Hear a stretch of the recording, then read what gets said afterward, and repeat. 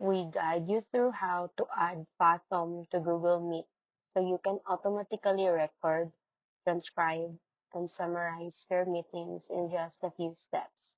So the first thing you need to do is to open your browser and go to the Chrome Web Store, then search for Fathom for Google Meet, and click Add to Chrome.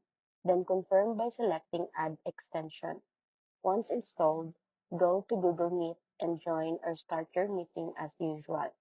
You'll notice the Fathom icon appear on your screen. Click it, sign in using your Google account, and grant the required permissions so it can access your meeting. After setup, start or join a meeting again, and Fathom will automatically begin capturing your call, generating real-time notes and a full transcript. You can also use the sidebar to highlight key moments or add notes while the meeting is ongoing. When the meeting ends, Fathom will automatically process everything and send you a summary with timestamp and action items.